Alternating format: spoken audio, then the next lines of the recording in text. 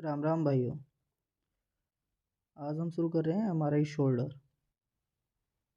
MRI shoulder करने के लिए सबसे पहले हमने पेशेंट को रजिस्टर किया है।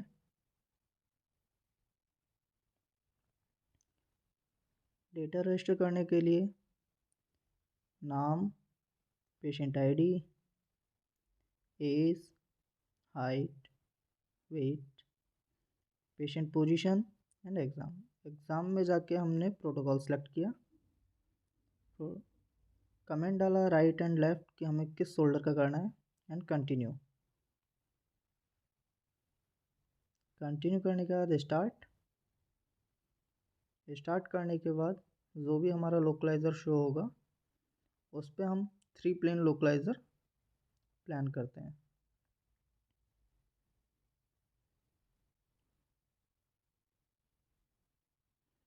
जैसे कि आप देख रहे हैं यहाँ हमें जो लोकलाइज़र मिला है इसमें हमें 2 तरह के प्लेन मिले हैं, एक कॉर्नल और दूसरा एक्सियल।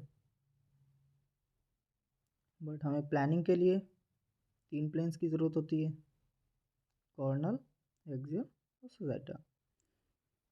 इसलिए हमने एक दूसरा लोकलाइज़र प्लान किया, जिसे कहते हैं 3 प्लेन लोकलाइज़र, जिसमें हमें कॉर्नल, एक्सियल और सजाइटा तीनों प्लेन्स मिलते हैं।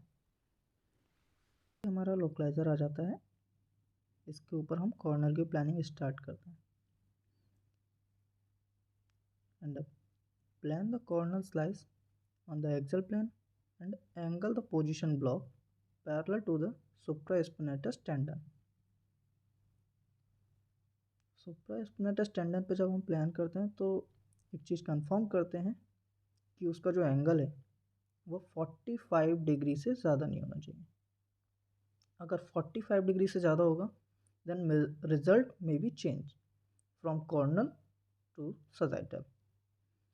दैट्स वाई वी कंफर्म कि एंगल जो है वो 45 डिग्री से ज़्यादा नहीं होना चाहिए। एंड जो सैचुरेशन बैंड है वो हम इस वजह से लगाते हैं, इस वजह से कंसीडर करते हैं कि हमारा जो घोस्टिंग आर्टिफैक्ट है वो कम हो जाए। Ghosting artifact cause by breathing. तो जो हमारा सैचुरेशन बैंड है वो हमने ओवर द चेस्ट लगा दिया है। शोल्डर कॉइल हमने चेक की है हमारी ऑन है या नहीं। देन स्टार्ट करने के बाद दूसरा हमने जो सीक्वेंस है वो उससे कॉपी किया है। कॉपी हमने किया है slice and saturation region, not a centre of slice और नॉट अ स्लाइस, क्योंकि हमारा इसमें स्लाइस और सैचुरेशन दोनों ही हमें कॉपी करने थे। अगर हम इसे मैनुअली प्लान करते तो हमारा हर स्लाइस अलग अलग जाता, लाइक PD में कहीं और से कट रहा है, T1 में कहीं और से कट रहा है। अगर मैनुअल प्लान करते हैं तो 100% मैच करना इम्पॉसिबल है, अप्रॉक्स 99% इम्पॉसिबल है। दैट्स वाई वी कंसीडर कि हम जो भी एक कॉर्नल प्लान करते हैं उसके बाद जितने भी कॉर्नल चलते हैं हम कॉपी करते हैं, एक्सेप्ट 3D छोड़कर। कोई भी 3D सीक्वेंस चलता है तो हम प्लान करते हैं सेंटर ऑफ स्लाइस, या मैनुअल प्लान कर सकते हैं अगर कॉपी कर रहे हैं तो सेंटर ऑफ स्लाइस करके। क्यों? क्योंकि उसमें slice thickness and distance factor दोनों ही जनरल सीक्वेंस से कम रहता है। देन इसके बाद हम स्टार्ट करेंगे इसकी सजाइटल की प्लानिंग। आप देख सकते हैं मैंने यहाँ पे स्लाइस एंड सैचुरेशन या रीजन लिया था। अब सजाइटल की प्लानिंग शुरू करते हैं।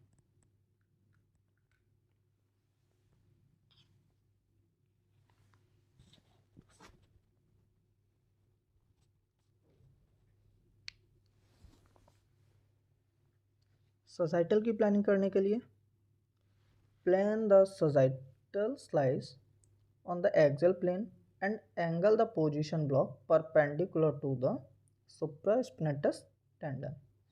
अब एक चीज़ सोचिएगा, यहाँ पर जो हमने कॉर्नल में किया है वो पैरेलल किया था, लेकिन सजाइटल में हमने परपेंडिकुलर किया है।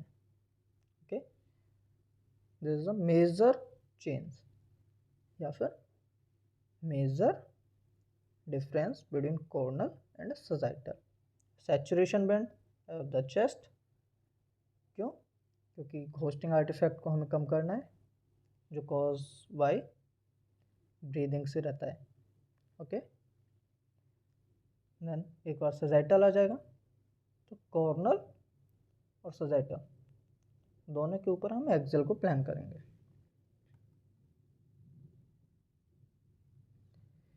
एमआरआई करते समय आपको एनाटॉमी का ज्ञान होना बहुत ज़्यादा ज़रूरी है।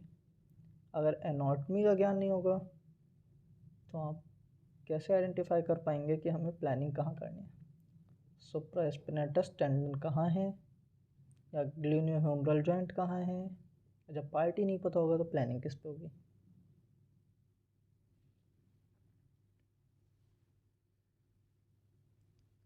अब जैसे कि हमारा ये सजाइटल आ गया है, आप देख सकते हैं कि इसमें हमारा ट्रू प्लानिंग आई है। एकदम सेम कॉर्नल हमारा ट्रू प्लानिंग आई है। अब इसके ऊपर हम एक्सेल को प्लान करेंगे। एक्सेल प्लान करने के लिए plane the axial slice on the cornel plane and angle the position block perpendicular to the glenohumeral joint, perpendicular to the glenohumeral joint in cornel planes. Okay, and same जो हमारा saturation band है over the chest due to reduced ghosting artifact। जब हमारे तीनों planes plan हो जाते हैं तो हमें और जितने भी प्लेन्स हैं वो सिर्फ कॉपी करने रहते हैं।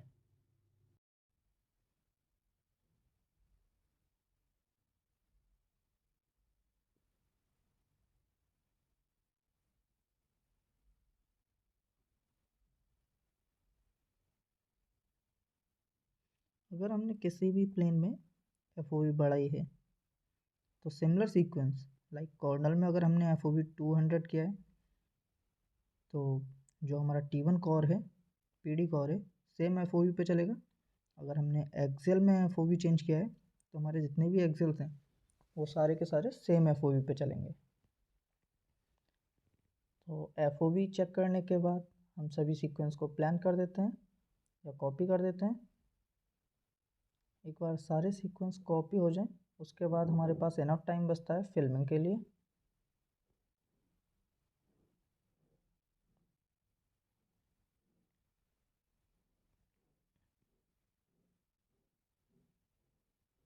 जैसे यहाँ मैंने सारे सीक्वेंसेस को 1 बाय 1 कॉपी कर लिया।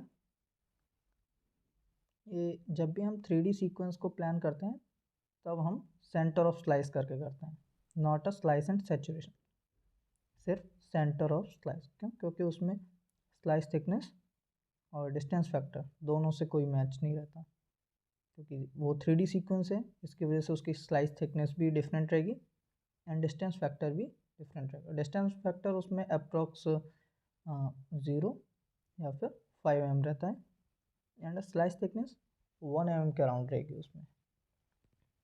उसमें स्लाइसेस नहीं होती बट स्लाइस ग्रुप रहता है। स्लाइस ग्रुप में हमारे उसमें अप्रॉक्स 60 to 70 स्लाइसेस रहती हैं। इस वजह से हम उसे सेंटर ऑफ स्लाइस करते हैं। उसे हम मैनुअल भी प्लान कर सकते हैं, उसमें कोई इतना ऑब्जेक्शन नहीं है। बट एक बार सारे सीक्वेंसेस प्लान होने के बाद हम उन्हें चेक भी करते रहते हैं। जैसे जैसे सीक्वेंस हमारे आते जाएंगे हम उन्हें चेक करते रहते हैं कि कहीं पेशेंट ने हाथ तो नहीं हिलाया है जिससे हमें मूवमेंट आर्टिफैक्ट आए या फिर हमारी इमेज ब्लर आए। अगर इमेज ब्लर आएगी तो उसका कोई फ़ायदा नहीं होगा। बेसिकली लार्ज पैथोलॉजी तो हमारी ब्लर इमेज में पता चल जाती है, बट अगर कोई छोटी पैथोलॉजी होगी तो वो हम उसमें आइडेंटिफाई नहीं कर पाएंगे।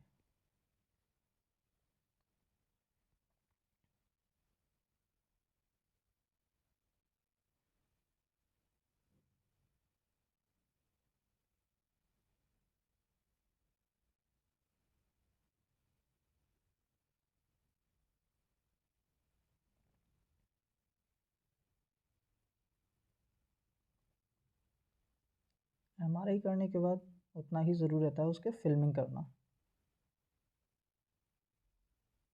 फिल्मिंग जो डॉक्टर्स देखते हैं क्योंकि किसी भी डॉक्टर्स को आप 100% MRI नहीं दे सकते। लाइक आपने जितने सारे सीक्वेंस चलाए हैं वो सारे के सारे आप किसी भी पेशेंट को नहीं दे सकते। फिल्मिंग करते समय हमारे पास बेस्ट इमेज हम प्रोवाइड करवाते हैं। जैसे हमने यहाँ पे PD कॉर्नल दिया है। PD कॉर्नल हमारा 5x5 में हमने दिया है क्योंकि हमारे पास 25 इमेजेस थी इसकी। देन PD कॉर, इसके अलावा एक हमारा है आएगा इसमें T1 कॉर।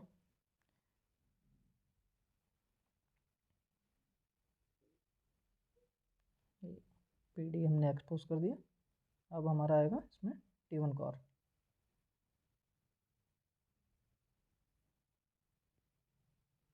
ये भी हमारा 5x5 में।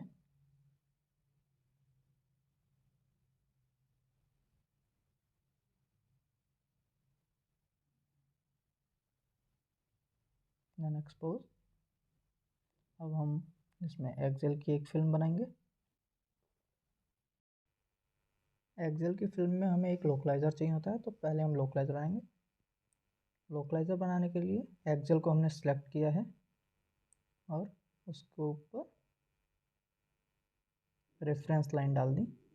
रेफरेंस लाइन डालने के बाद हमारा एक लोकलाइज़र तैयार हो गया। देखें, लोकलाइज़र में हम सेंटर की इमेज देते हैं। हमने सबसे पहले PD एक्सेल डाला, उसके बाद एक लोकलाइज़र। हमारे पास ये 29 इमेजेस एंड 1 लोकलाइज़र, टोटल 30 इमेजेस हो गई। तो हमने 5x6 में से दिया है। आप यहाँ पे 35 भी ले सकते हैं, 25 भी ले सकते हैं, 30 भी ले सकते हैं। देन उसके बाद हमने PD सजाइटल दिया है। ये भी हमारे पास 25 इमेजेस हैं, तो हमने 5x5 में से प्रिंट किया है।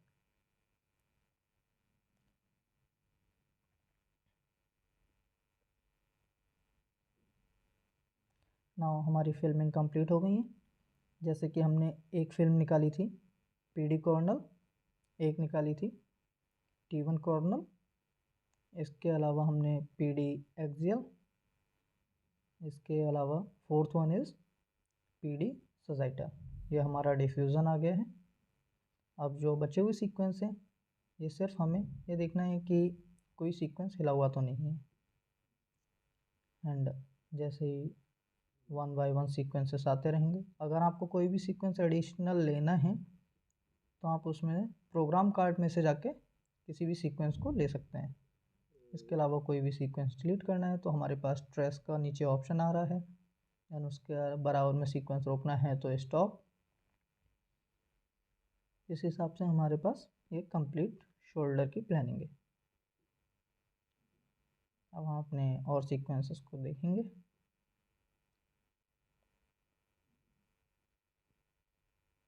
ये पोजीशन टूल बार है ऊपर। पोजीशन टूल बार में हमें मल्टीपल ऑप्शंस मिलते हैं, लाइक जूम पैन हो गया, कर्सर हो गया, सैचुरेशन बैंड हो गया, रेफरेंस लाइन हो गया, पैक मोड हो गया, या कॉइल का मोड हो गया, कॉइल ऑन एंड ऑफ का है, स्टैक प्लस, स्टैक माइनस। अब हम इसके थोड़ी सी रूटीन स्टडी के बारे में पढ़ लेते हैं कि डॉक्टर शोल्डर करवाते क्यों हैं। दैट मीन्स कि इसके इंडिकेशन एंड कॉन्ट्रा इंडिकेशन क्या रहते हैं। इंडिकेशन में आपका मैरो एबनॉर्मलिटीज़ आ जाता है। मैरो एबनॉर्मलिटीज़ में आपके कुछ इंडिकेशंस रहते हैं। एग्जांपल के तौर पर bone contusions, osteonecrosis, marrow oedema syndrome and stress fractures. कुछ हमारे साइनोवियल बेस्ड डिसऑर्डर रहते हैं, साइनोवाइटिस आ गया। इसके अलावा आपका गैंग्लियन सिस्ट आ गए, इन्फेक्शन ऑफ बोन्स, जॉइंट और सॉफ्ट टिश्यू, ऑस्टियोमाइलिटिस, और इसके अलावा ऑस्टियोआर्थराइटिस।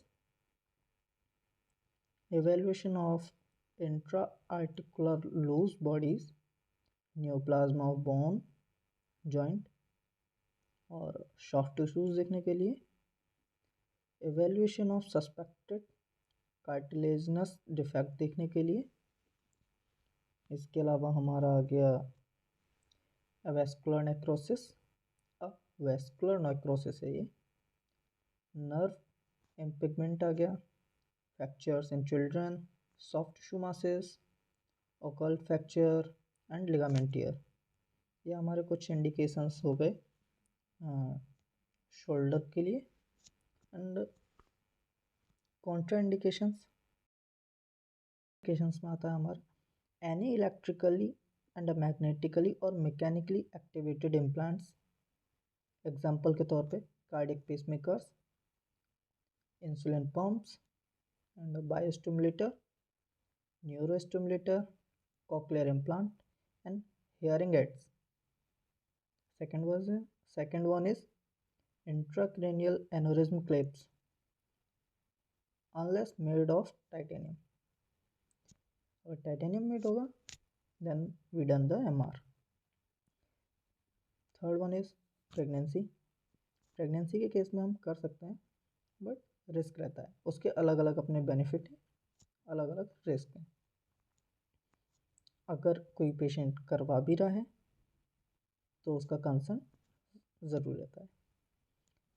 इसके अलावा आपका कॉन्ट्राइंडिकेशन में आ गया फेरोमैग्नेटिक सर्जिकल क्लिप्स और staples, metallic foreign body in I and metal sharpener और बुलेट।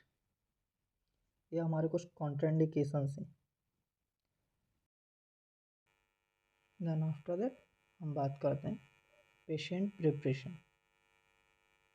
पेशेंट प्रिपरेशन में अ सेटिस्फैक्ट्री रिटन कंसेंट जो हमें मरीज देता है before entering the scanner room या फिर गैंट्री रूम। एंड पेशेंट को बोल दिया जाता है कि उसके जो भी मेटल ऑब्जेक्ट्स हैं, तो key, coin, wallet, card, magnetic straps, jewellery, hearing aid and hairpins, वो सारे अपने किसी रिलेटिव को दे दें या उसके साथ में कोई भी आया है उसे दे दें। अगर उसके साथ में कोई भी नहीं है तो हम पेशेंट को एक लॉकर प्रोवाइड करवा देते हैं, वो अपना सामान उसमें रखते हैं। Then we provide a apron ताकि पेशेंट जो भी अपने कपड़े पहन के आया है उसे निकाल के एक हॉस्पिटल का एप्रन पहन ले और हमारे लिए एक ज़्यादा कन्वीनियंट पार्ट हो जाए और पेशेंट को ज़्यादा घबराहट भी महसूस ना हो। Then after entering the gantry room we provide a earplugs or headphone and explain the complete procedure and now start।